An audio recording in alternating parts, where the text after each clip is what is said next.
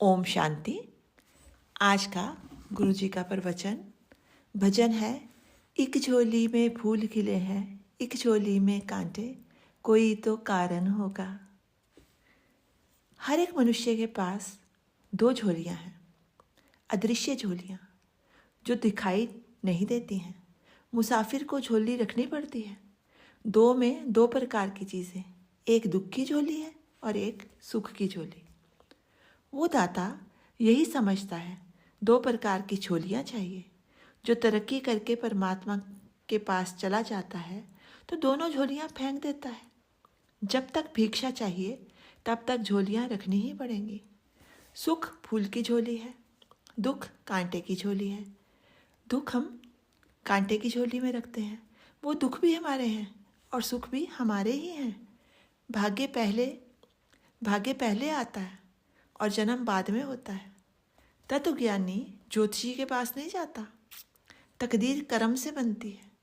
अनंत जन्मों के यात्री हैं हम, प्रभु के द्वार में जाने वाले। शरीर बनता है जो कर्म किया है उसको भोगने के लिए। ऊंचाई पर जाने पर कर्म क्षीण हो जाता है। मोक्ष यानी ना फूलों की ज़रूरत ना ही कांटों की ज़रूरत।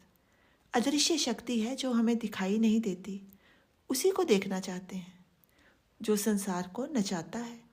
अदृश्य को देखने की तमन्ना, यही आत्मा की भूख है। 3 आशीर्वाद मिले हैं, सोच का, भूख का और नींद का, भगवान की तरफ से। प्रकृति तेरी माँ है, इसके साथ दुर्व्यवहार मत कर। पानी पिता है और पवन गुरु है तेरा। सागर खारा इसलिए प्यास नहीं बुझती है। माया का सागर प्यास नहीं बुझाता है।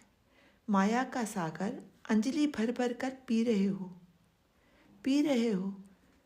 मरे जब अंजलि भर भर कर पी रहे हो, मरे जब तो फिर प्यासे के प्यासे, क्योंकि इसमें प्यास लगाने की शक्ति है ही नहीं। माया में प्यास लगाने की शक्ति है, प्यास बुझाने की शक्ति माया में नहीं है। परमेश्वर का तो एक घूंट ही पीले बूंद, परमेश्वर का तो एक घूंट ही पी ले, बूंद ही चख ले। मोह से भी प्यास बढ़ती है, बुझती नहीं है, ये भी प्यास को बढ़ाता है। तृष्णा शांत हो जाएगी। जागा हुआ कहता है मुझे ये नहीं चाहिए। वो माया को पहचान लेता है और वो फिर परमेश्वर के पास समर्पित हो जाता है। फिर उसको समझ आ जाती है ये प्यास जो मुझे लगी हुई है, ये प्यास माया की है। परमेश्वर तो प्यास बुझाता है, वो प्यास लगाता नहीं है। ओम शांति।